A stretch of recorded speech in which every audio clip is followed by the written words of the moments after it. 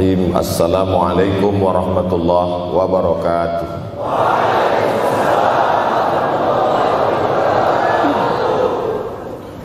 Alhamdulillahi wa kafa, wassalatu wassalamu ala al-habibil mustafa wa ala alihi wa ashabihi ahli tuqa wal wafa.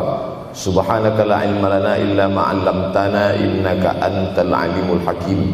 Rabbi shrah li sadri wa yassir li amri wahlul 'uqdatam min lisani yafqahu qawli.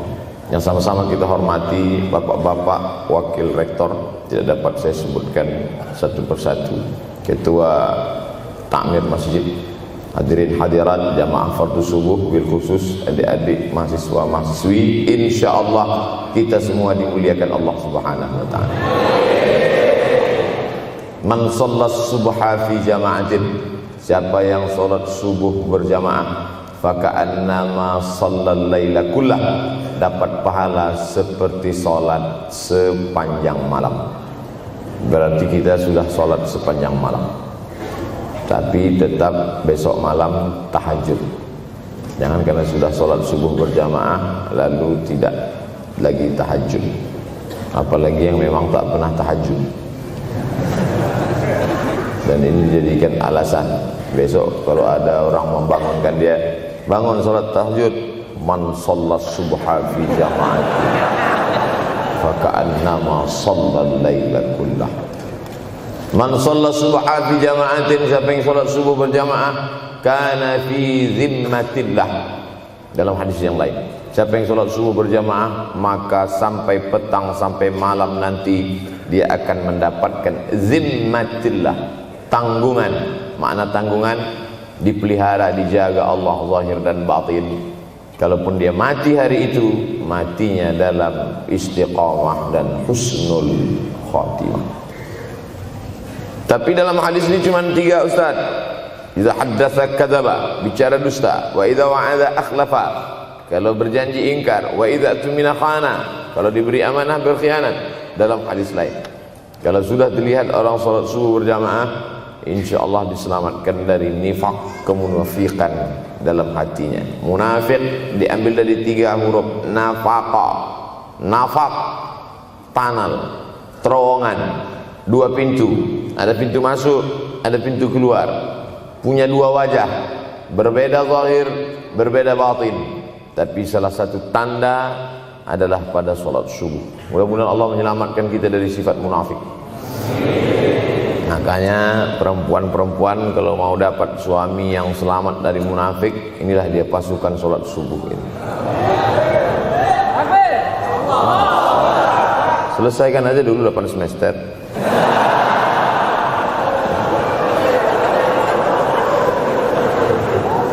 Imam Abu Ja'far Al-Barzanji menulis dalam syairnya, walamma tamma min hamlihi, ketika sempurna hamil Aminah, syahrani 2 bulan, ala ashhuril aqwalil marwiyah, menurut riwayat yang masyhur, tufiya bil madinatil munawwarati abuhu Abdullah, meninggallah abuhu, bapaknya, bapak Nabi Muhammad SAW, Abdullah bin Abdul Muttalib bin Hashim bin Abdi Manaf bin Qusay, di kota Al-Madinah Al-Munawwarah. Ketika itu usia Nabi 2 bulan dalam kandungan. Setelah itu Nabi SAW pun lahir, dibesarkan dalam peluk cium kasih sayang Aminah. Lalu kemudian pada usia lebih kurang 4 tahun dibawa lagi ziarah ke makam ayahnya. Dan dalam perjalanan pulang dari ziarah itu meninggal pula Aminah. Apa pelajaran yang ingin diambil dari kematian ayah dan ibu Nabi ini? Banyak analisa sesuai dengan ilmu orang masing-masing.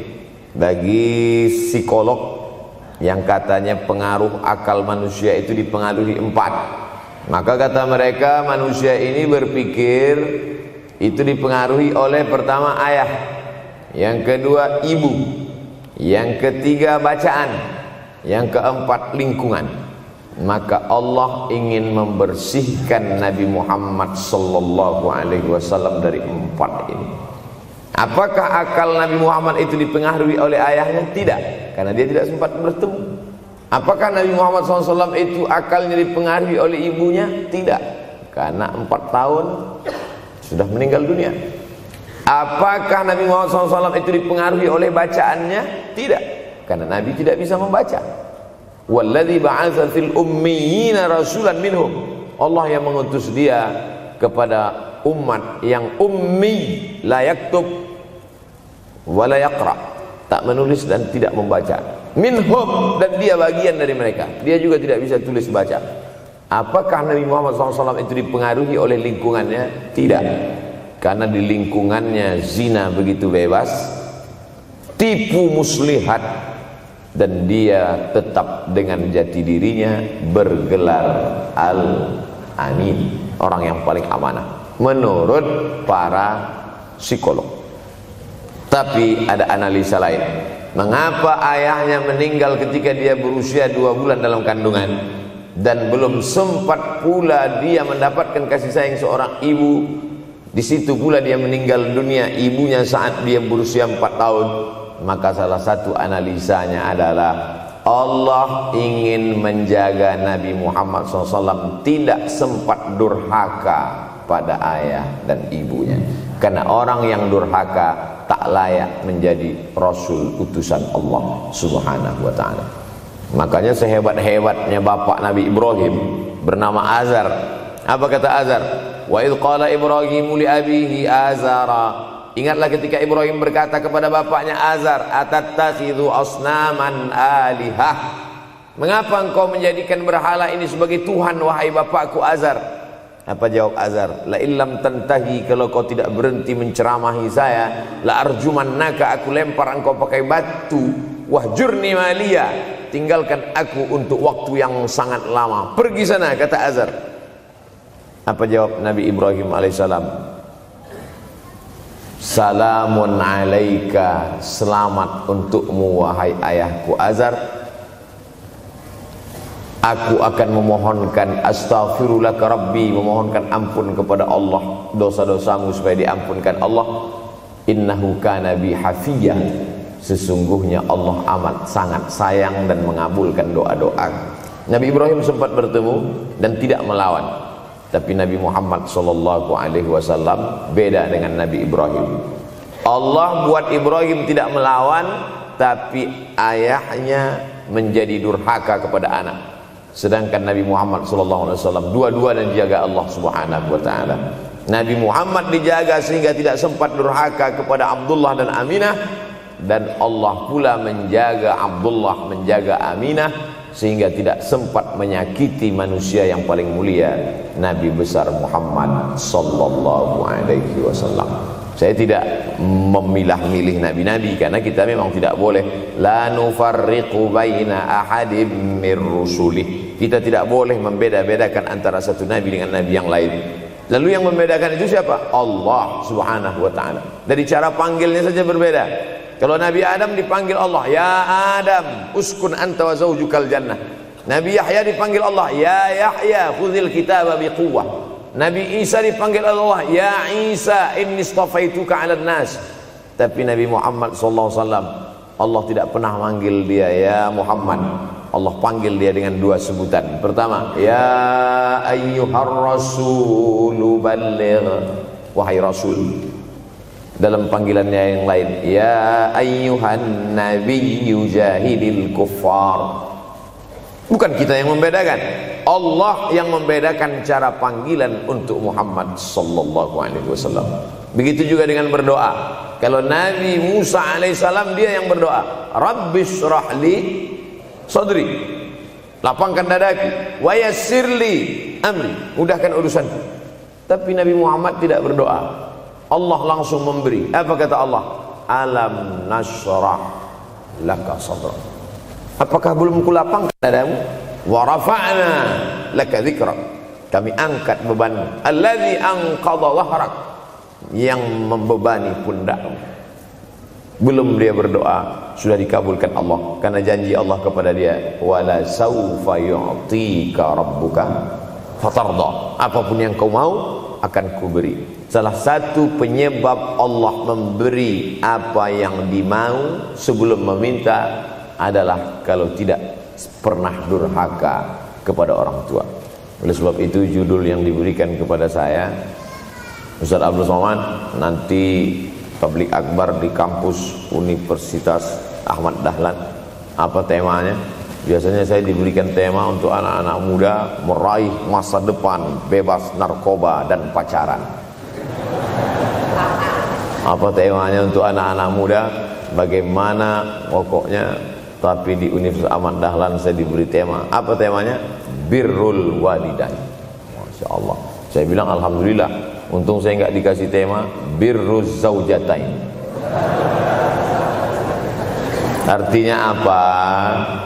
Sehebat apapun prestasi akademikmu, kalau sampai tidak memuliakan orang tua, hampa di hadapan Allah Subhanahu wa taala.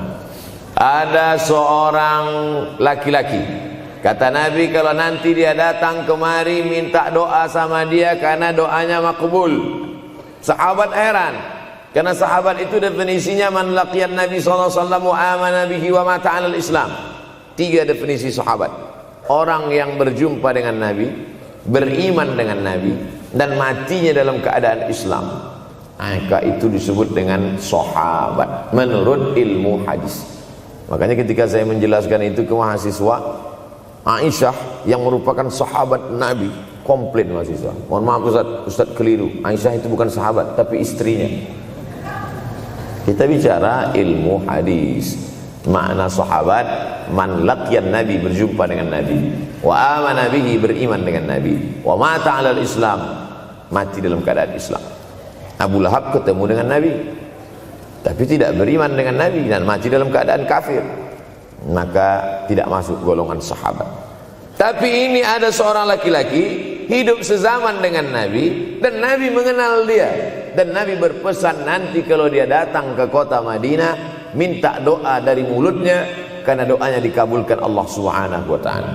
Sahabat heran, kami yang hidup bersama engkau, kami yang berperang bersama engkau, kami yang sholat di Masjid Nabawi bersama engkau, kenapa doa dia lebih makbul daripada kami? Malah kami meminta doa dari mulut dia. Tapi tidak boleh membantah dan melawan Nabi. Pokoknya nanti kalau dia datang kemari minta doa kepada dia. Setelah Nabi Muhammad SAW meninggal dunia, laki-laki itu pun sampai ke kota Madinah, berjumpa dengan sahabat. Sesuai dengan yang dijanjikan Nabi, mereka pun meminta doa kepada dia. Namanya Uwais Al-Qarni. Makanya Uwais Al-Qarni tidak ada masuk dalam buku biografi sahabat. Kalau mau mencari biografi sahabat Nabi, buka kitab namanya Al-Isabah fi Tamyizis Sahabah, atau baca juga Usudul Ghabah fi Ma'rifatis Sahabah, atau baca juga Al-Isti'ab fi Ma'rifatil Ashab.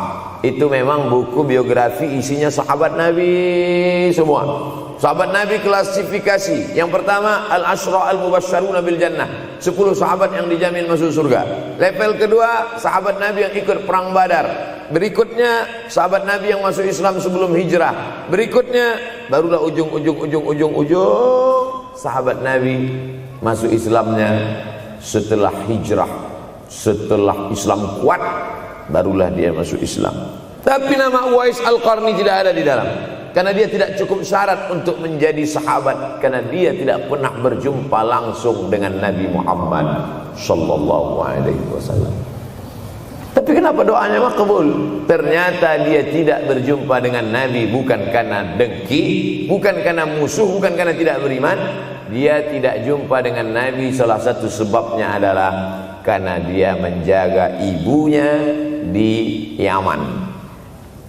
Makkah di tengah, Yaman di bawah, Syam di atas, negeri Syam. Tak ada hubungan dengan negeri paman Syam. Syam di atas, Yaman di bawah, Makkah di tengah. Liila fi Quraisy, perjalanan orang Quraisy. Ila fihim rihlatash shita'i was-shaib, perjalanan syita musim dingin, shaif musim panas. Musim dingin mereka ke Yaman, musim panas mereka pergi ke negeri Syam.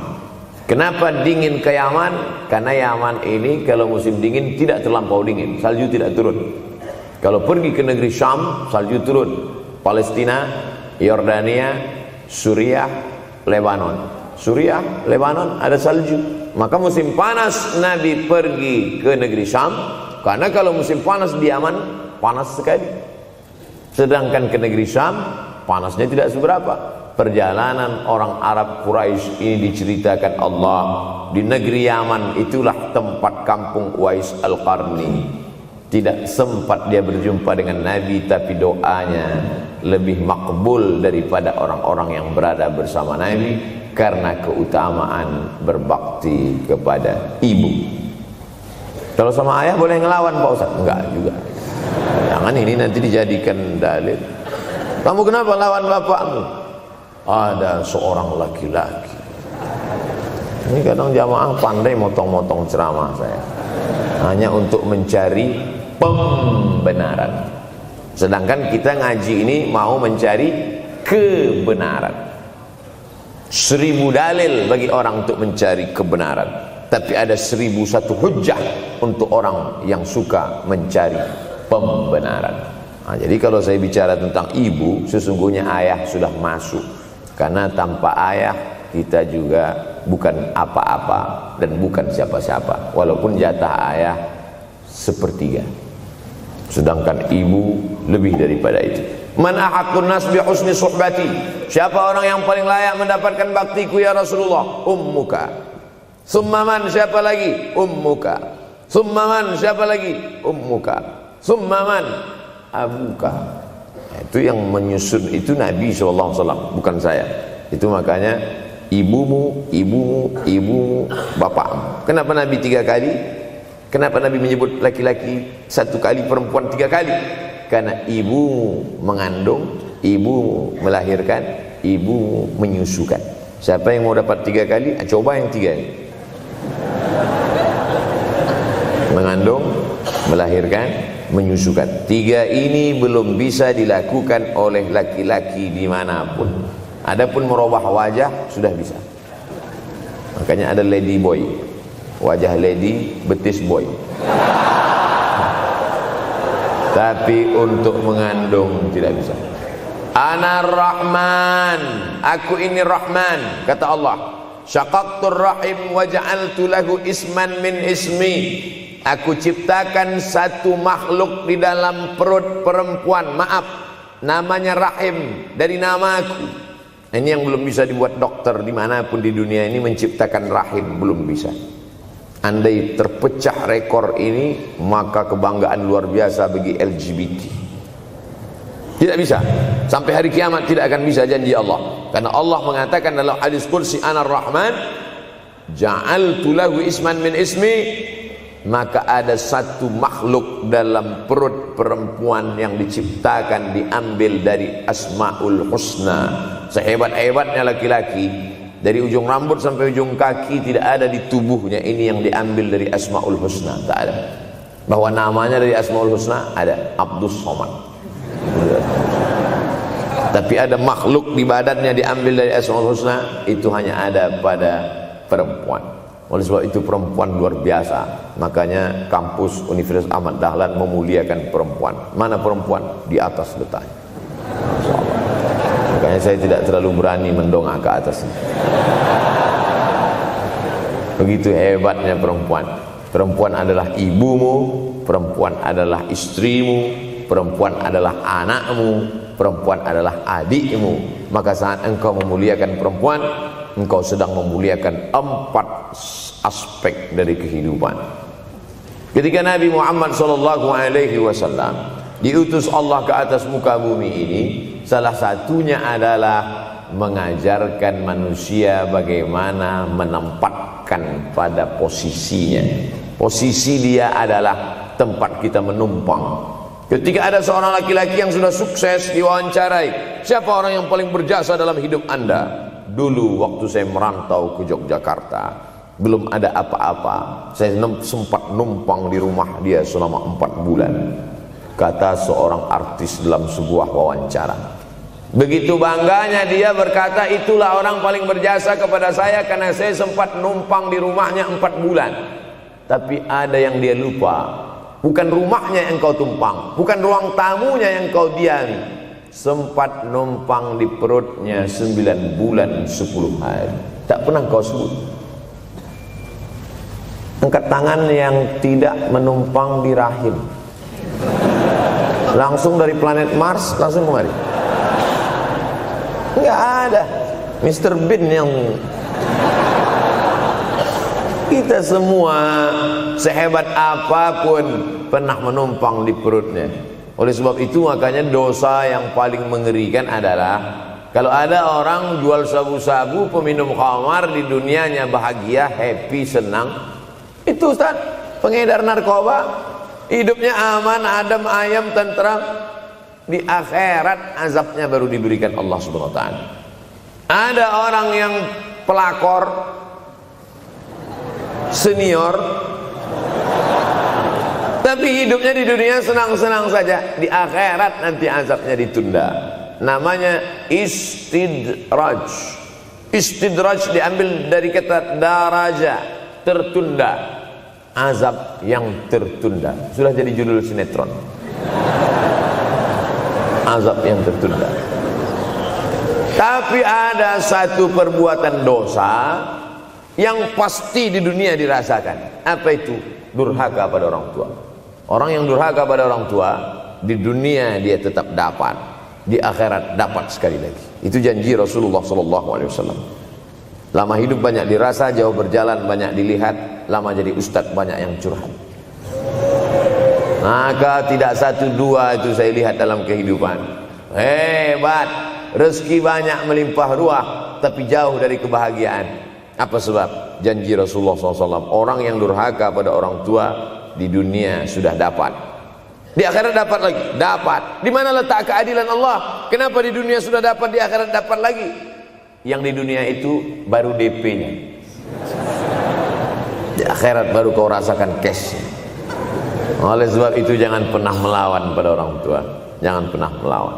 Apapun kata dia, jurus menghadapi orang tua ini tidak banyak, 3 saja. Kalau dia marah-marah, kalau dia cerewet, kalau dia ngamuk-ngamuk, pertama diam. Pulang kampung marah dia. Saya bolak-balik kirim uang belanja, kenapa kamu IP-nya 2,0? Diam. Yang kedua, diam. Yang ketiga, diam. Kalau belum bisa membahagiakan, jangan susahkan dia. Kalau belum bisa menunjukkan prestasi, jangan susahkan hatinya. Jangan sampai belum ketemu dengan wajah kita pun dia sudah susah hati. Baru nama kita muncul di HP-nya, kumat darah tingginya. Bunyi handphone dia lihat nama kita di situ, langsung berubah detak jantung. Karena ternyata bukan nama kita di situ dia buat. Siapa? Troublemaker. Oleh sebab itu jangan susahkan orang tua. Saya tidak ujuk-ujuk langsung jadi ustadz. Saya sempat jadi mahasiswa terlama di dunia. Saya kuliah di Mesir tahun 1998 sampai 2002. 4 September 1998 menginjakkan kaki di Kairo. November pulang tahun 2002. Tidak pernah sekalipun saya menyusahkan orang tua saya. Tak pernah saya minta uang pada mereka. Sampai almarhumah emak saya bertanya, kau makan apa di sana? Makan nasi, saya bilang. Dari mana dapat uang? Beasiswa saya cukup, Mak. 162 pon. 50 untuk makan, 50 untuk rumah, tinggal 62. 20 dibagi lagi untuk ongkos, 20 untuk buku, 20 disimpan, mana tahu demam sakit gak ada uang. Sampai pulang. Sampai akhirnya dia kasih tanya, gimana caranya ngirim uang supaya nanti di akhirat kalau Allah bertanya, pernah gak ngirim uang? Pernah. Ya, saya tak mau menyusahkan. Saya menganggap kalau nanti saya minta hatinya susah, kalau nanti saya banyak minta, saya tak bisa balas, maka saya bukan berarti mengajak adik-adik tidak minta uang. Saya paham tak semuanya dapat beasiswa, artinya minta. Cuman kalau minta ya pulang nanti sampaikan ke orang tua, saya sudah dengar ceramah Ustaz Somad, maka saya tidak minta lagi, man. Tidak.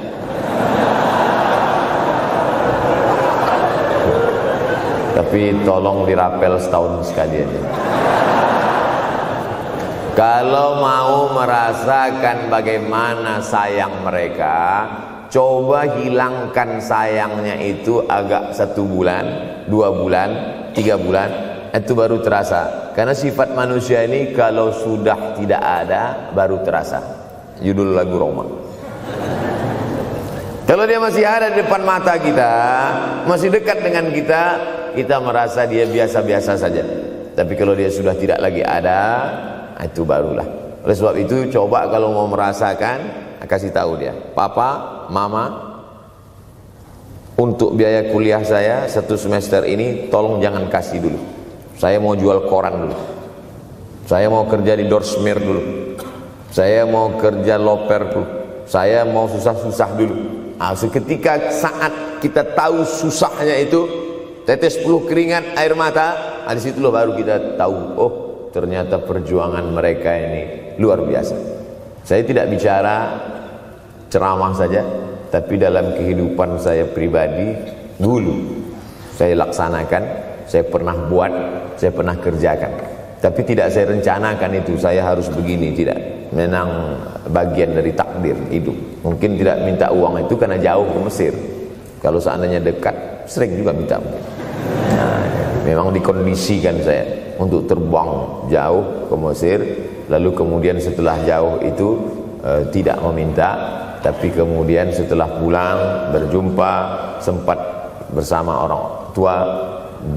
Bulan Maret 2019 kemarin baru meninggal dunia ketika saya sedang ceramah di Madura, Pulau Madura, diundang oleh sahabat saya, kakak kelas di Mesir dulu, Dr. Fauzi Tijani. Dan pagi itu rencananya mau ziarah ke makam Kiai Khalil di Pulau Madura. Begitu mau ziarah langsung dapat SMS segera pulang karena orang tua meninggal dunia. Akhirnya saya langsung ke airport Surabaya dan langsung pulang. Sebelum malam sudah tiba pemakaman. Artinya apa? Penyesalan panjang, kenapa tidak mencium tangan orang tua, kenapa tidak? Karena saya pikir masih lama ya. Nah, ini satu kekeliruan. Di mana-mana selalu saya sampaikan, jangan pernah berpikir usianya masih lama walaupun dia sehat. Karena sehat walafiat, tidak ada kurang satu apapun. Masih lama. Ternyata apa yang terjadi? Berangkat hari Sabtu, hari Ahad tausiah, hari Senin pagi, tanpa sebab, tanpa penyakit. Oleh sebab itu kalau masih hidup orang tuamu di rumah, pulang. Tapi jangan ini jadikan alasan. Besok enggak masuk kelas, kemana? Pulang semua.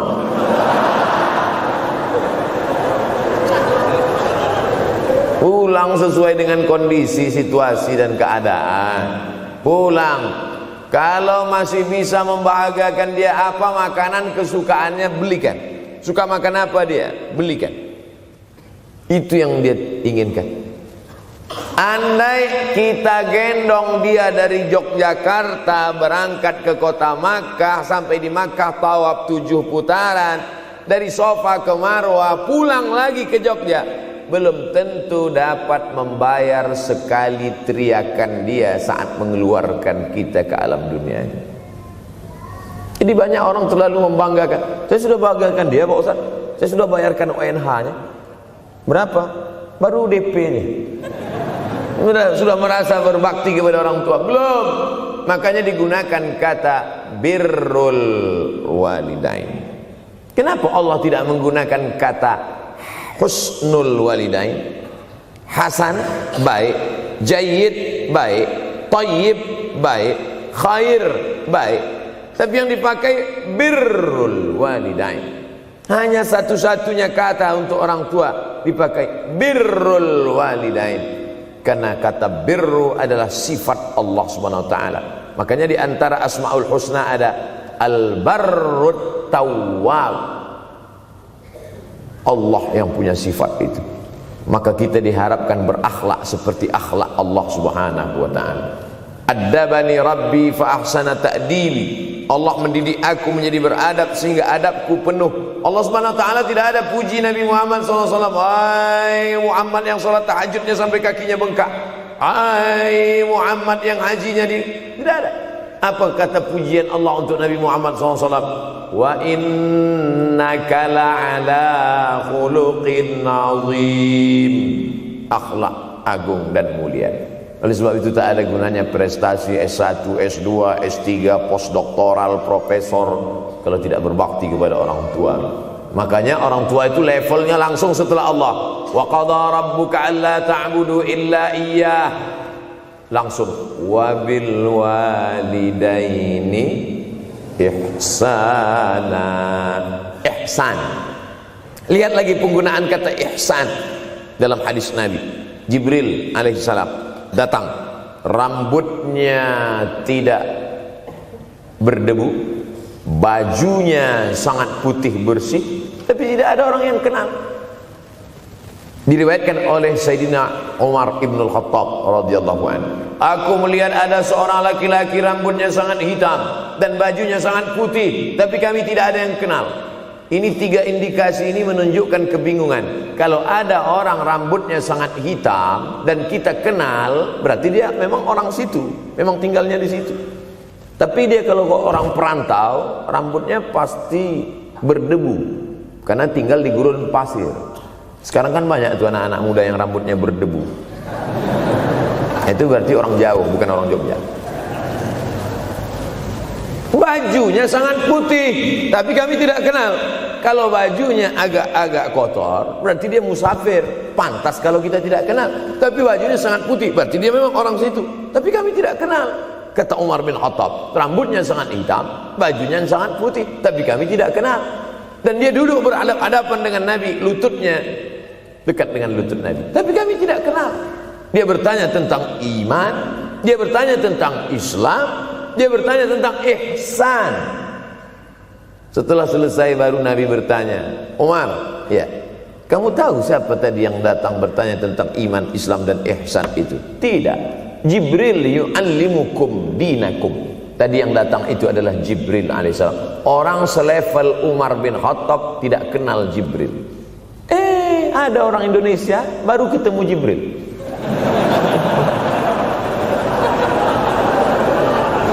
Umar bin Khattab kalau lewat di suatu jalan, kalau Umar bin Khattab lewat jalan Sudirman, maka setan lari ke jalan lain.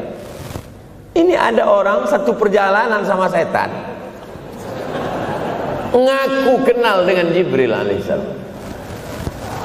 Makanya kalau baca hadis, satu hadis, tapi analisa dari hadis itu banyak sekali. Umar tidak kenal dengan Jibril kecuali setelah Nabi Muhammad SAW yang bercerita mengenalkan. Dari mana Nabi tahu? Nabi dapat wahyu dari Allah Subhanahu wa ta'ala. Tapi ada analisa lain. Apa maknanya? Allah menggunakan kata ihsan untuk orang tua, Nabi menggunakan kata ihsan untuk Allah. Ihsan untuk Allah, anta'budallaha ka'annaka tarah, kau sembah Allah seakan-akan engkau melihat dia. Fa in lam takun tarah, kalau kau tidak bisa melihat dia, fa innahu yarak, sesungguhnya dia yang selalu melihatmu. Tidak pernah putus ihsan. Ihsan Allah kepada kita, tidak pernah putus pengawasan Allah. Bagaimana ihsan kita kepada orang tua? Tak pernah putus bakti walaupun dia sudah meninggal dunia. Makanya kita tetap membaca walaupun dia sudah masuk liang lahat, jam 2 malam bangun, Rabbil firli wali walidayya warhamhuma kama rabbayani shaghira. Ada seorang sahabat Nabi namanya Sa'ad. Sa'ad sudah jadi bahasa Indonesia. Banyak juga orang Indonesia laki-laki sifat Sa'ad. Orangnya Sa'id, artinya bahagia. Sa'adah, kebahagiaan. Jenenge sapa? Sangadah. Itu dari bahasa Arab. Sa'adatun, bahagia. Datanglah seorang laki-laki bernama Sa'ad menjumpai Nabi sallallahu alaihi wasallam. Ya Rasulullah, wahai Rasulullah, ummi matat, ibu saya sudah meninggal dunia. Afa atasaddaqu anha, kalau saya bersedekah kira-kira pahalanya sampai apa tidak untuk almarhumah ibu saya? Kata Nabi, tasaddaq, silakan engkau bersedekah. Ayu sadaqatu afdal, sedekah apa yang paling afdal? Saqiyul ma, memberi air minum. Memberi air minum, niatkan untuk almarhum almarhumah, kata Nabi, tasaddaq, silakan sedekah. Langsung tanpa pikir panjang, apa kata Sa'ad? Idzan ahfiru bi'ran, kalau begitu saya gali sumur sekarang juga, sumurnya saya wakafkan dengan niat almarhumah. Oleh sebab itu, yang orang tuanya sudah meninggal dunia, pulang dari sini jangan gali sumur, cukup telepon, assalamualaikum, sumur bor. Cari pondok pesantren yang kesulitan air, pergi ke kaki-kaki gunung, orang mencari air satu jerigen mikul 5 km jalan. Di situ tempat minum lembu, kerbau, di situ juga mereka mengambil air. Cari, galikan, mengalir air sumur untuk mereka, mengalir pula sampai ke liang lahatnya. Itu bakti kita. Pulang dari sini, cari pondok pesantren, panti jompo, panti yatim. Assalamualaikum Bapak pimpinan yatim, saya lihat ini kamar mandinya sedikit, orang ngantri banyak, keran air tidak ada. Gimana ini? Berapa lagi yang perlu sumur bor di sini? Kami perlu kira-kira 5. Insya Allah. Bapak mau bantu? Enggak, nanya-nanya aja. Nih, ini akan menolong di hadapan Allah Subhanahu wa ta'ala. Tapi kalau dia masih hidup, masih ada, senangkan hatinya. Pulang dari Universitas Ahmad Dahlan Yogyakarta dengan membawa selembar kertas. Apa itu? Transkrip nilai semester ini IP 4. Siapa yang tidak bangga? Bangga orang tua. Saya pulang dari Mesir, saya bawa ijazah LC. Satu lagi ijazah dari Maroko, MA. Ini mak, ijazah LC MA. Saya tidak lihat dia nampaknya tak bahagia.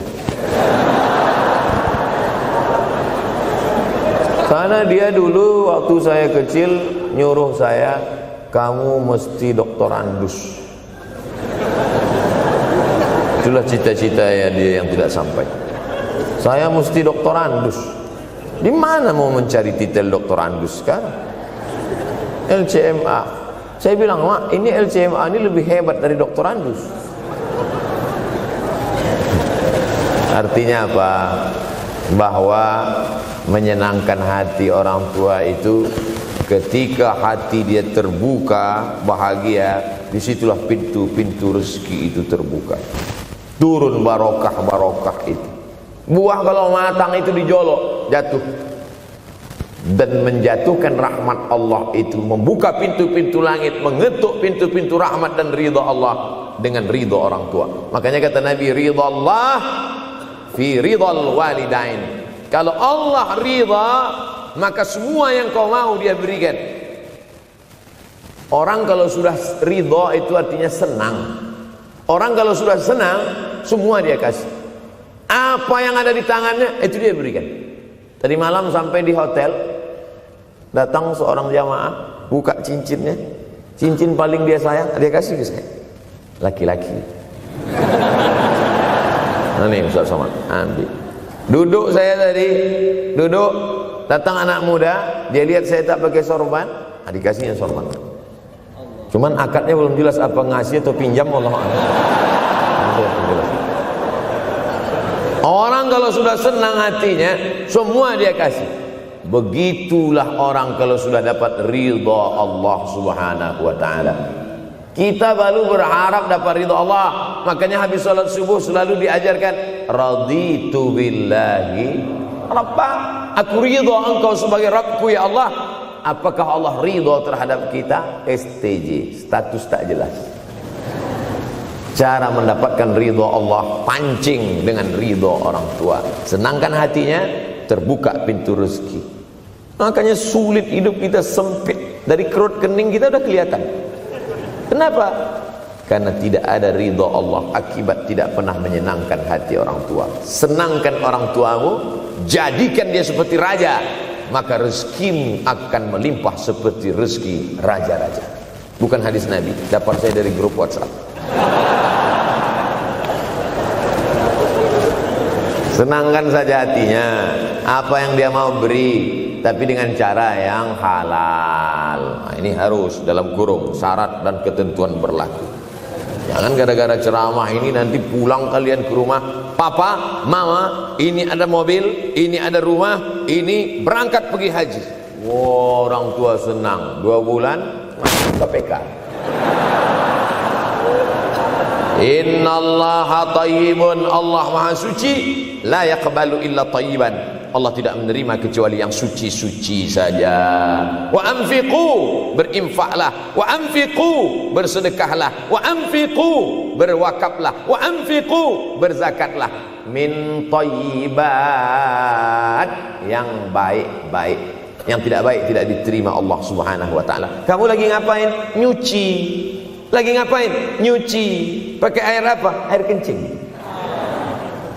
Begitu kata Syekh Abdul Wahab Asy-Sya'rani dalam kitabnya Tanbihul Mughtarrin. Tanbih, peringatan. Mughtarrin, pada orang yang tertipu, menyangka sedang berbuat baik padahal sebenarnya tidak baik. Itu yang disindir Allah dalam Al-Quran. Wa yahsabuna annahum yuhsinuna sun'a. Mereka menyangka sedang berbuat baik. Nah, ini juga tidak betul. Niatnya sudah baik, membahagiakan orang tua, tapi caranya tak betul. Mama, papa, alhamdulillah kuliah saya sudah selesai, ini skripsi saya.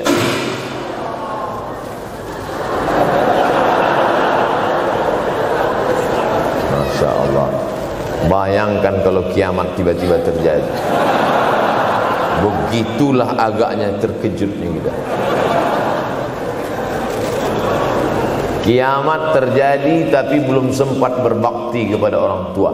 Dosa belum sempat meminta maaf. Silap dan salah berapa kali kita kencing di kainnya yang bersih. Berapa kali dia tidak jadi tahajud gara-gara kita menangis dari Isya sampai subuh. Pakai pengawet nangisnya. Tapi kita tak pernah sadar itu. Kita menganggap kita di dunia ini dibesarkan angin. Kita menganggap kita ini bangsawan, bangsa yang hidup di awan. Berapa kali dia tidak jadi sholat duha gara-gara kita kencing. Berapa kali nasi yang sudah mau disuap masuk ke mulutnya tak jadi. Bahkan dia tidak makan sama sekali. Dan berapa kali makanan dia belikan hanya untuk susu, hanya untuk menyenangkan kita. Pernah kita balas. Dan dia tidak pernah minta balas itu. Oleh sebab itu, siapa yang mengingatkan? Abdul Somad diberikan judul berat ini. Judul yang paling berat ceramah tentang orang tua, tentang ibu, tentang ayah. Jarang saya mau menerima judul-judul pengajian. Ini pun dikasih tahu setelah sampai di sini. Maka saya belok-belokkan dikit. Ini air mata udah mau menetes, belokkan. Nanti kalau saya nangis di sini, siapa yang ceramah kalau saya nangis? Oleh sebab itu maka yang orang tuanya masih ada, beruntung dan bertua, bawakan dia rumah makan. Ada sahabat saya namanya Ustadz Lukman di Pontianak, bukan Kuntilanak. Mereka punya program namanya Bawa Ibu ke Rumah Makan.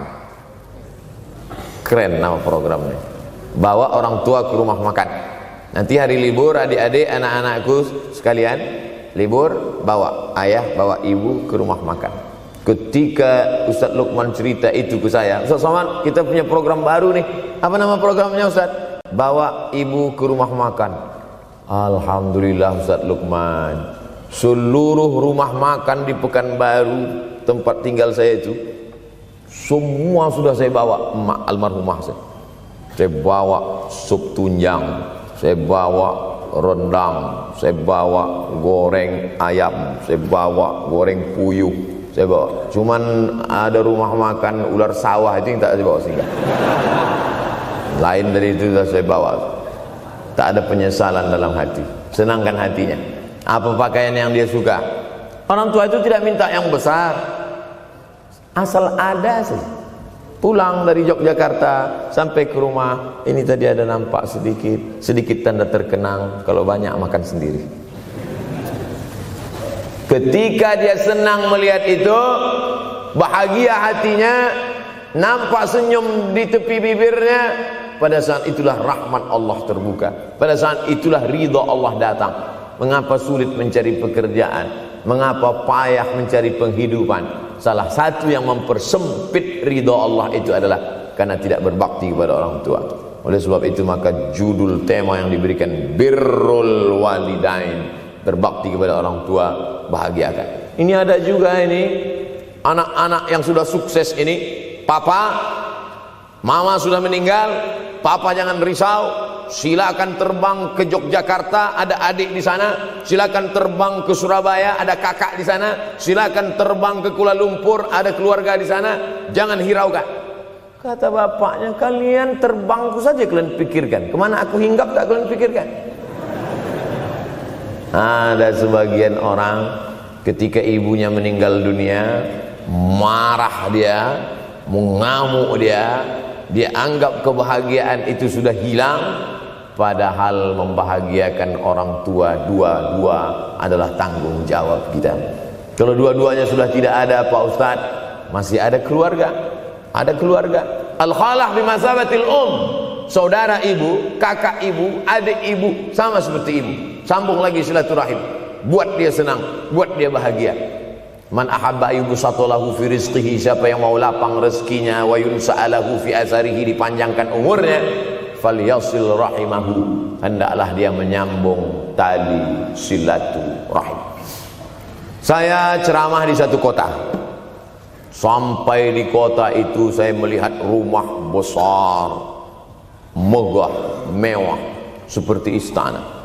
Cuman saya segan mau nanya, nggak mungkin saya tanya, Pak, ini hasil dari apa? Saya tengok, saya ngangguk. Kawan-kawan saya yang ikut di situ seperti ngelihat kucing semuanya. Mantap. Setelah dulu makan, habis makan minum, habis itu Sohibul Bait yang punya rumah pun cerita, Ustadz Abdul Somad, iya Pak. Dulu ini hanya bambu-bambu yang dikasih daun, yang dikasih terpal. Tempat apa Pak? Tempat ibu saya buat pengajian. Setiap tahun dibuat begitu. Pasang tiang-tiang kayu, pasang terpal, daun-daun, pengajian ramai. Sampai akhirnya saya berkata, Bu, pengajian kita hentikan saja, stop. Saya tidak sanggup lagi pasang tenda, pasang terpal ini. Tapi akhirnya apa kata ibu saya? Nanti setelah saya tidak ada, pengajian ini terus kamu buat. Allah bukakan pintu rezeki Ustaz Somad. Inilah yang terjadi sekarang. Saya belikan orang tua saya itu rantai, saya belikan gelang, saya belikan cincin. Bulan depan saya datang, sudah nggak ada lagi. Mana gelangnya Mak? Nggak ada. Mana rantainya Mak? Nggak ada. Mana cincinnya? Nggak ada. Kemana? Itu kan emas mahal. Sudah saya jual. Untuk apa? Untuk bersedekah ke fakir miskin. Rupanya gelangnya, rantainya itu habis dia berikan sedekah fakir miskin. Tobatkah si bapak untuk berbakti? Tidak. Bulan depan dia belikan lagi. Sampai akhirnya diberikan Allah balasan melimpah ruah. Ternyata ini rahasia dari keberhasilan hidup, karena menyenangkan hati orang tua. Saya tak sebut nama, saya tak sebut lokasi, tapi yang mau berkunjung nanti saya kasih lokasi tepatnya. Saya kasihkan nanti alamat dari Google, saya kasih. Supaya melihat secara nyata, kalaulah rezeki itu hanya diberikan kepada orang yang bersungguh-sungguh, pergi pagi pulang petang, peras keringat banting tulang, maka tentu yang kaya itu adalah sapi yang membajak dari pagi sampai sore. Kalaulah kekayaan keberhasilan itu diberikan yang paling pandai memanjat, maka tentu yang kaya itu monyet. Tapi Allah berikan kepada siapa yang dia ridhai. Dan penyebab ridha Allah itu adalah karena orang tua yang senang hatinya. Yang sempat durhaka, tidak sempat minta maaf, meninggal dunia dia sudah, apa boleh buat? Kau sudah booking seat di neraka. Yang sudah sempat durhaka, tidak sempat minta maaf, meninggal dunia gara-gara dia pecandu narkoba, pemabuk, pezina, mati. Orang tua dalam keadaan susah. Berapa kali saya ketemu ibu-ibu selesai pengajian, pergi saya ke tempat parkir, ibu tua 70 tahun menangis. Ibu nangis kenapa bu? Anak saya Pak Ustadz. Kenapa dia? Disuruhnya saya jual tanah. Mama jual tanah. Untuk apa mama megang tanah? Udah tua aja pun jual. Mestinya anak itu yang menyenangkan hatinya di hari tuanya, bukan malah menyuruh jual tanahnya. Jual tanah supaya dia bisa bangun rumah, jual tanah supaya dia bisa menyekolahkan anak-anaknya. Na'udzubillah. Sudahlah tidak membahagiakan, malah menyusahkan. Ustaz, anak saya nyuruh saya jual tanah saya supaya dia senang, supaya dia dapat duit. Gimana nih Pak Ustaz? Mungkin si ibu berharap saya menjawab, ibu sabar aja ya bu, sabar ya. Ibu salah tanya bu. Kalau mau sabar cari ustadz lain, ada spesialis sabar, bukan saya. Begitu dia kasih tahu, anak saya maksa saya jual tanah saya, Pak Ustadz gimana? Mana alamat rumah anaknya? Mana? Saya mau datang. Mana? Anak durhaka, neraka jahanam tempat kau.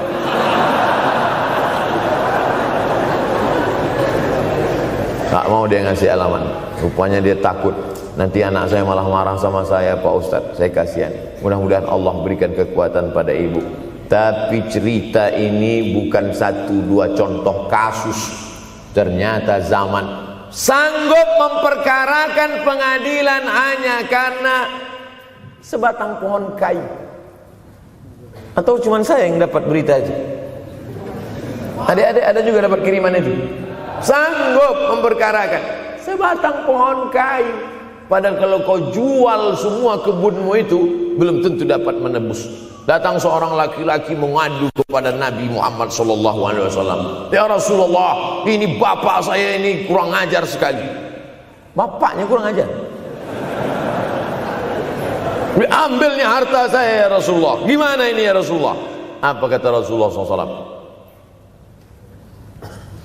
Anta wa maluka li abik. Anta sampai ke tempat kita jadi ente.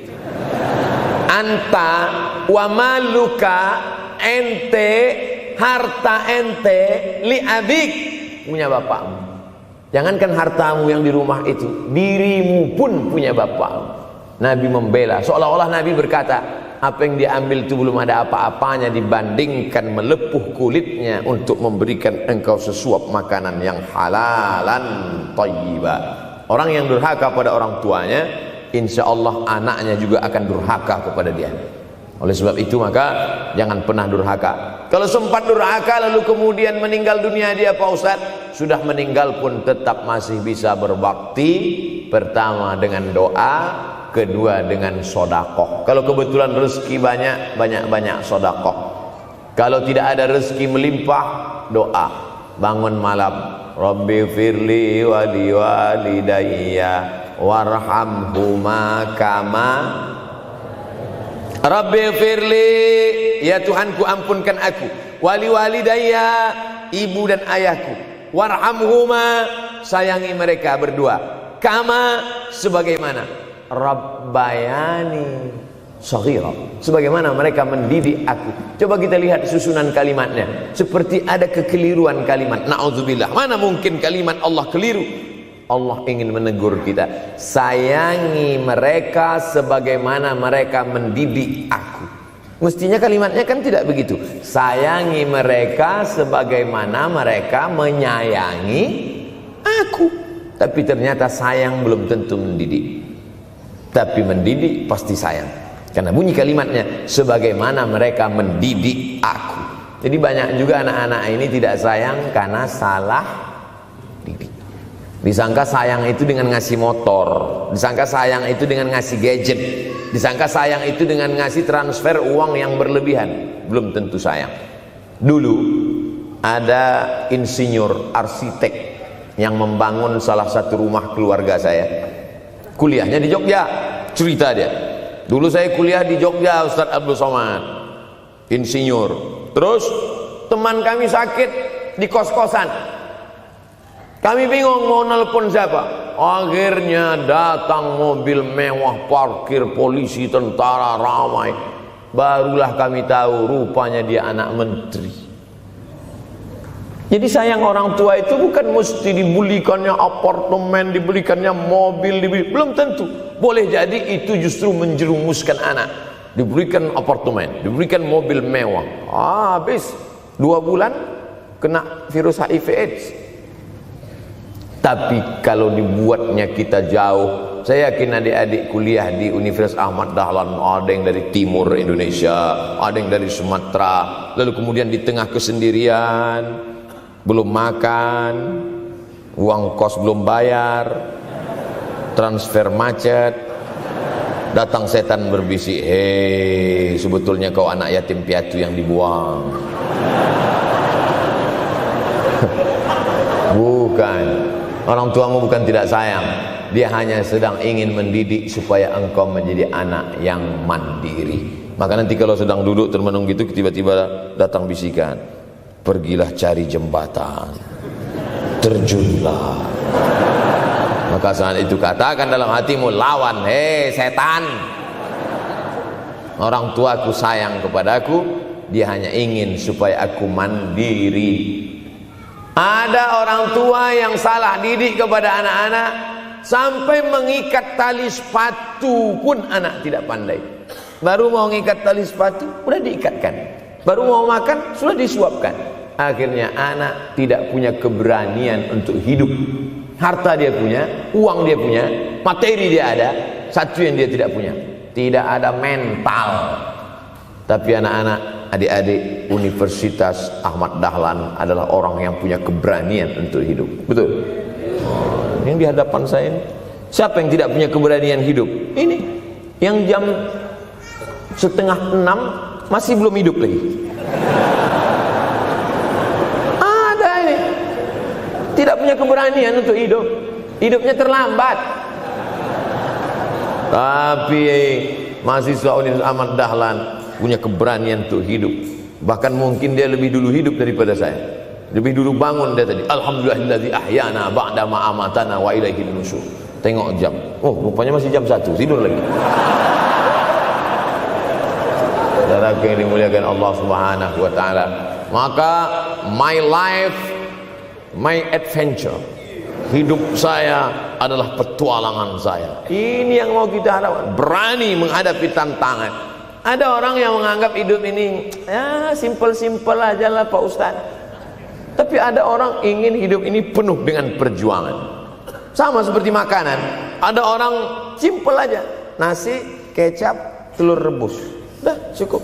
Tapi ada orang mau ada goreng ayamnya, ada rendangnya, ada supnya, ada tom yamnya, ada lengkap semua. Begitu juga hidup ini.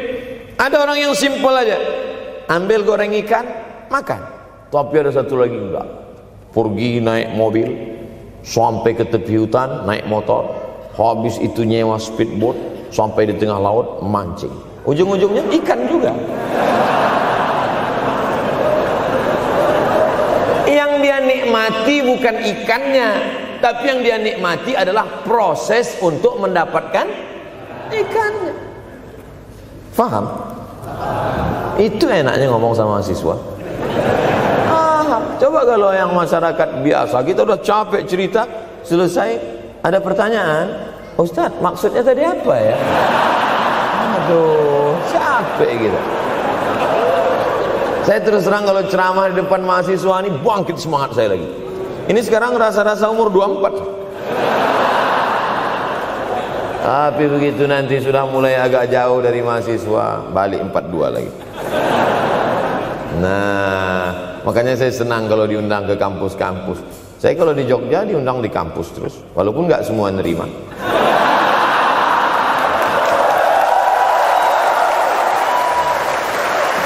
Saudara saudaraku yang dimuliakan Allah Subhanahu wa taala, maka kita harus sering-sering bersama. Apa ini takbir? Takbir itu ngusir setan. Tadi saya ceramah jam 4:30. Sekarang sudah jam 5:30 Artinya saya sudah ceramah 70 menit. Ini sudah keluar dari kode etik. Karena di mana-mana saya ceramah 60 menit. Kenapa bisa Ustaz Somad ceramah 70 menit di Universitas Ahmad Dahlan ini? Kenapa? Semangat. Semangat yang membuat kita. Padahal berdiri lagi. Tahan, belum sarapan lagi. Tahan. Artinya apa? Yang membuat kita kuat itu bukan materi, bukan makanan, tapi semangat. Maka jangan sempat kehilangan semangat. Bangkitkan semangat. Semangat terus. Semangatnya apa? Semangat ingin membahagiakan orang tua. Kalau lupa, tulis. Biasanya mahasiswa ini kan suka lupa. Tulis di dinding kamar. Semangat bahagiakan calon mertua.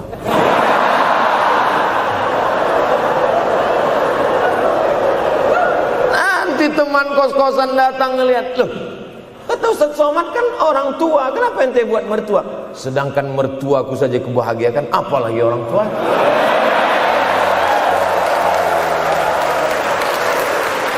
Begitu hebatnya. Cuman kadangnya kita hanya mendapat ini hanya di sinetron-sinetron saja. Real nyatanya di mana? Datanglah ke Universitas Ahmad Dahlan. Jadi hidup ini harus ada target yang mau dicapai. Banyak orang targetnya nggak benar. Saya ingin menjadi orang yang punya kepribadian, Pak Ustadz. Rumah pribadi, mobil pribadi. Target bahagiakan orang tua.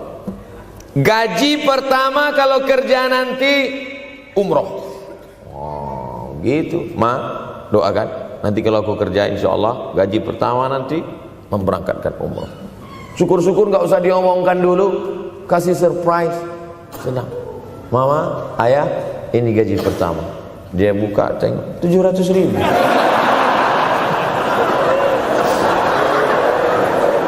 Menangis dia menerima gaji pertama itu.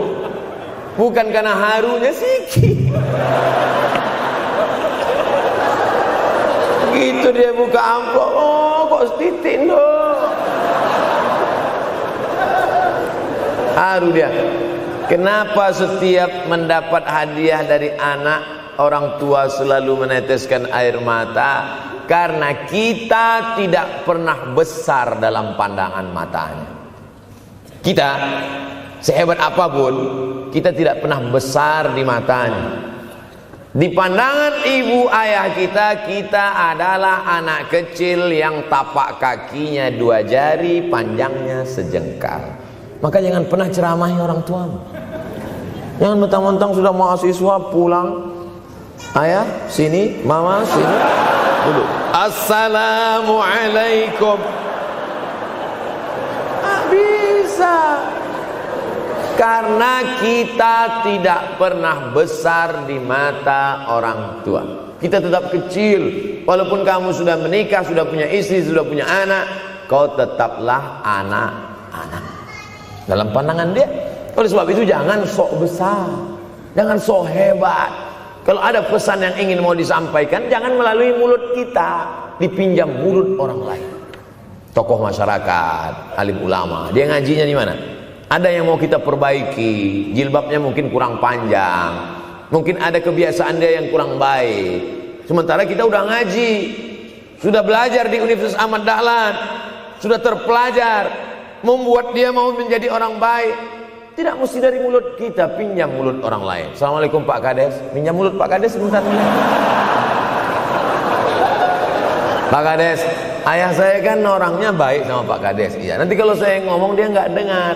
Jadi saya mohon tolong Pak Kades.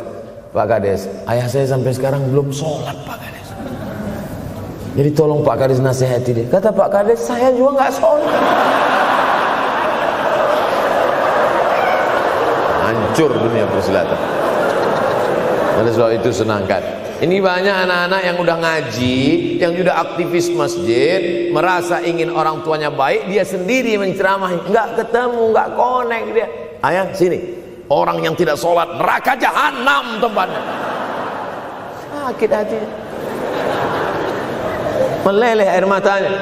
Sekali kau buat air matanya menetes, maka kau akan berenang dalam kesengsaraan. Jangan pernah buat dia menangis. Kalau dia nangis haru Pak Ustaz, nggak apa-apa.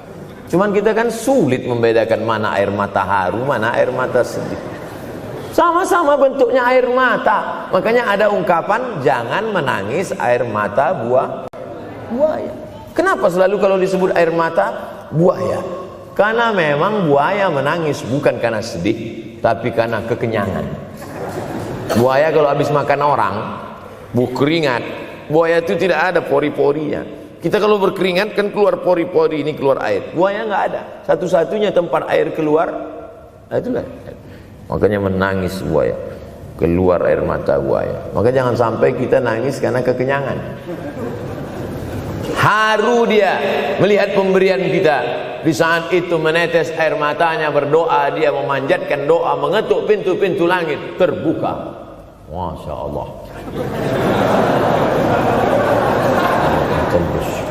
Pantasan doa mahasiswa Universitas Ahmad Dahlan kabul, rupanya pintu terbuka. Doa kepada Allah Subhanahu wa taala. Kadang-kadang kita merasa doa kita yang dikabulkan Allah, kadang-kadang kita merasa sok hebat. Setelah dia meninggal dunia, barulah kita sadar rupanya selama ini kita hanya menumpang doa. Numpang, bukan doa kita yang dikabulkan Allah ternyata, tapi doa dia. Tapi dia tidak pernah cerita itu. Dia nggak pernah ngomong. Apa pernah dia panggil kita, sini sebentar, aku sudah capek doain itu. Pernah dia bilang itu. Dia cukup mengadu tengah malam, ya Allah, anakku ini jadikan dia berhasil kuliahnya, ya Allah. Sudah hampir 14 semester nggak selesai-selesai. Dia mengadu kepada Allah Subhanahu wa taala. Ma, aku susah ini sekarang. Susah kenapa? Skripsiku ditolak terus. Pembimbing kemarin itu mempersulit terus. Berdoa dia tengah malam, ya Allah, lapangkan hati pembimbing itu supaya anakku cepat, ya Allah. Kalau enggak, matikan dia, ya Allah. Kabul. 2 hari setelah itu meninggal. Tapi kita tidak bisa request. Oleh sebab itu maka banyak-banyak dekatkan kepada orang tua, senangkan. Saya ceramah di Malaysia, dibawa jamaah ke mall. Ustaz Samad, esok kita tak ada tazkirah, tak ada tausiah. Kita nak pusing-pusing. Pusing-pusing maksudnya mutar-mutar. Pergilah kami ke mall. Sampai di lantai atas saya lihat anak-anak muda nyuapin orang tua. Ada restoran mahal, mewah. Itu kabarnya kalau mampir di restoran itu, makan, itu banyak yang nangis melihat harganya.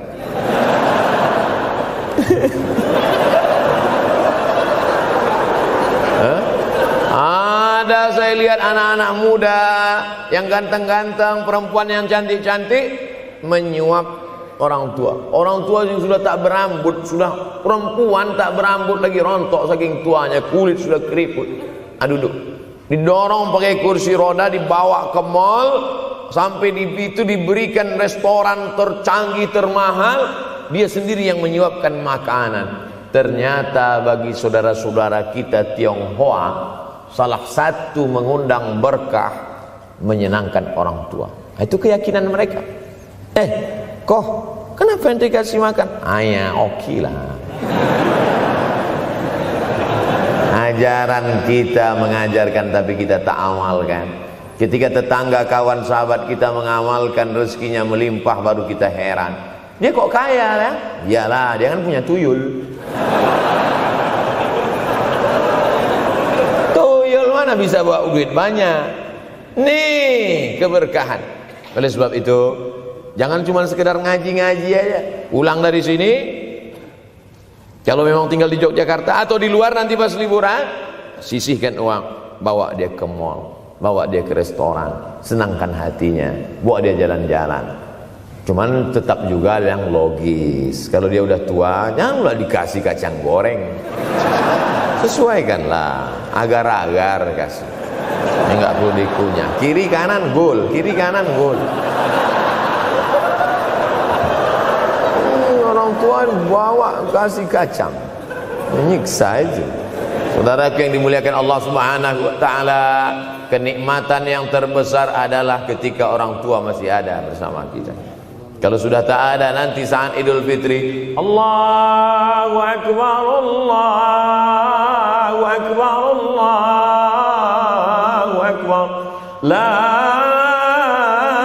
ilaha, barulah menetes air mata. Mama. Saya kalau sudah menengok orang menangis terlalu berlebihan mengenang orang tua, ini pasti ada, kalau bahasa kampung kami, something wrong. Pasti ada sesuatu ini. Karena orang kalau sudah habis tumpah, dia tidak akan menetes lagi. Tumpahkan kasih sayangmu itu sampai habis ludes, dia tidak akan menetes lagi. Tak ada penyesalan, karena semua sudah kita berikan. Kalaupun menangis hanya tetesan kasih sayang. Tapi kalau sampai mencakar dinding, mama, ini pasti. Saya kalau ada orang yang menyesal sampai mencakar dinding, mau saya antukkan aja kepala yang gede. Dulu waktu hidup kenapa enggak waktu? Sekarang udah mati baru kau menangis kan? Senanda. Nah, tapi tentu sesuai kemampuan kita, karena kata Allah, la yukallifullahu nafsan illa usaha. Allah tidak membebani orang lebih dari semestinya. Ustaz ceramah sampai jam berapa ini? Sampai jam 6 insyaallah. Saya mau lengkapkan. Jam kita sama tuh. Oh sama, jam 6. Jam 6 maka saya ceramah 90 menit nanti di Universitas Ahmad Dahlan.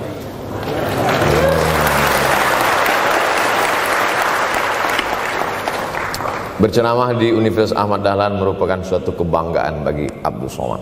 Kenapa begitu? Saya pengagum Kiai Haji Ahmad Dahlan, termasuk ulama yang saya kagumi. Lalu kemudian apa kekaguman di antara kekaguman Ustadz terhadap Kiai Haji Ahmad Dahlan? Beliau punya keberanian untuk melawan arus TBC, tahayul, bid'ah, cuerafat. Dia berani melawan itu. Dan akhirnya, dan beliau tidak membangun ketokohan. Tidak yang dibangkitkan itu Ahmad Dahlannya, tapi yang dibangkitkan itu metodenya. Yang dibangun itu relnya. Sehingga nanti kalau kereta apinya lapuk, tetap akan ada kereta api baru yang lewat di rel ini. Ini yang dibangun. Dan akhirnya sampai hari ini saya sedang berada di hadapan kereta api yang baru. Ada Thomas.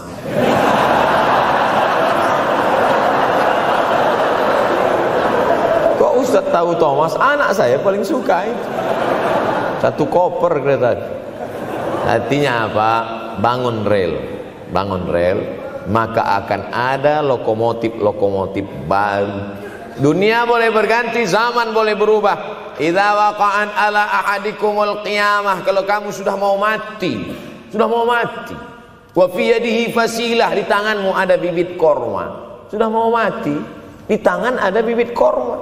Apa yang kita lakukan? Ada sebagian orang kalau sudah mau mati, ya wes gua aja lah. Kalau di tanganmu ada bibit korma, gali-gali tanah sedikit, tanamkan. Untuk apa nanam korma sudah mau mati? Bukan kita sempat memakan manisnya, tak sempat bernaung di bawah daunnya yang rindang. Bukan kita yang menikmati, tapi ada orang lain dan pahalanya mengalir ke makam kita. 28.000 ibadah mengalir ke makam Kiai Haji Ahmad Dahlan. Angka 28.000 itu dari mana Pak Ustaz? Angka mahasiswa Universitas Ahmad Dahlan. Ustaz tahu dari mana? Ya makanya kalau orang ngomong tuh dengar. Makanya saya kalau diundang ceramah, Ustaz nanti sebelum ceramah kita ada acara makan dulu. Iya, selama itu saya diam aja. ngumpul-ngumpulkan bahan.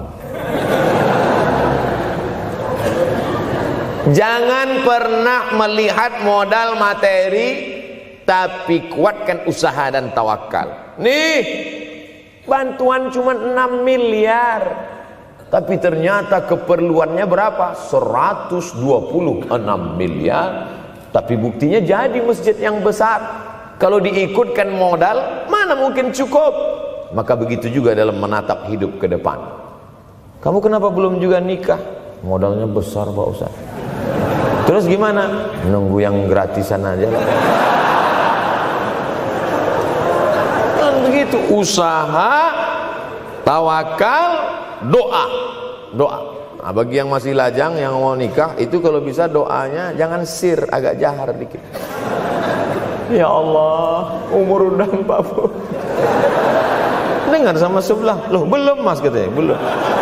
Bodoh.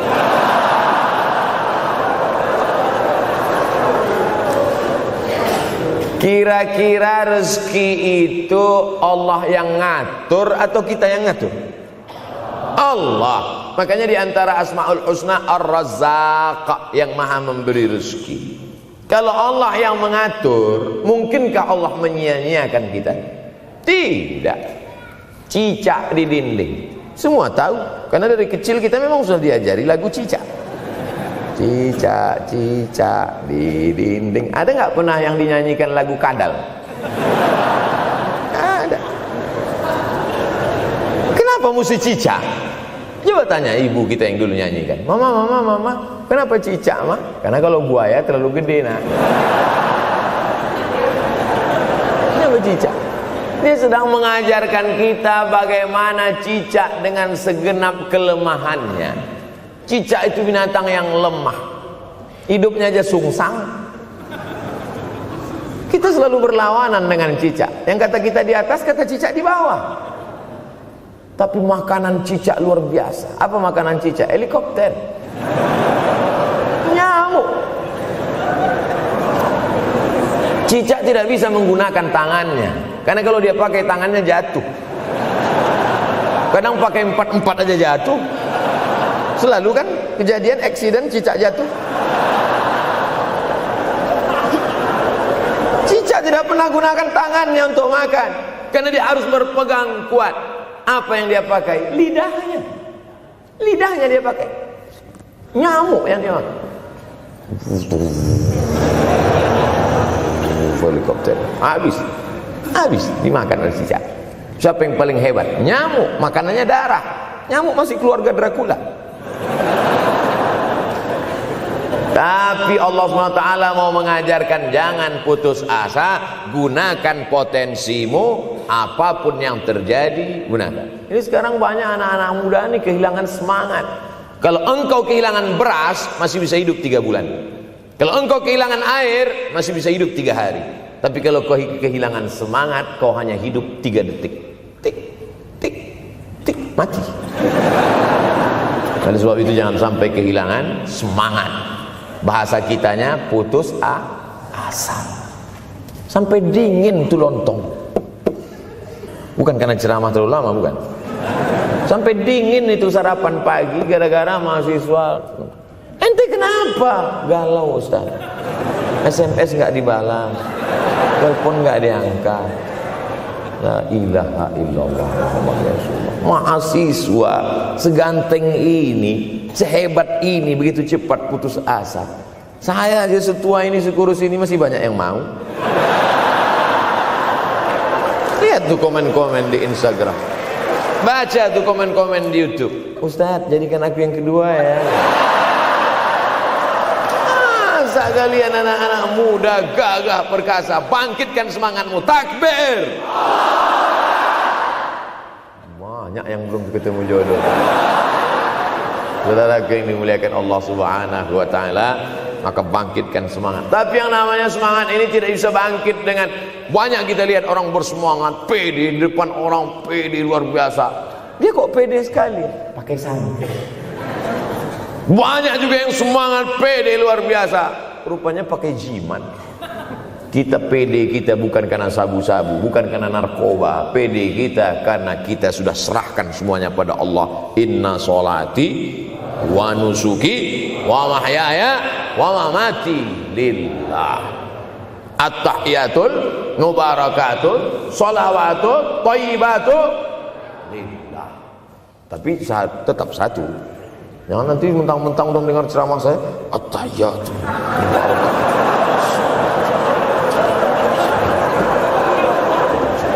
Dalam hati saya, ini bukan punyaku ya Allah, ini semuanya punya Engkau, punya Engkau.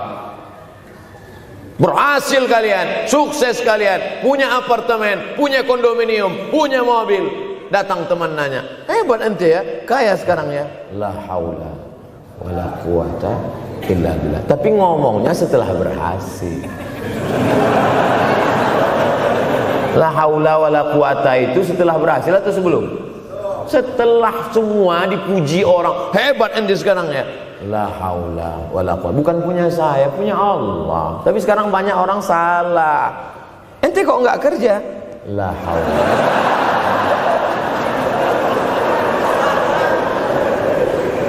La haula wala quwwata illa billah. Subhanallah, masya Allah, tabarakallah.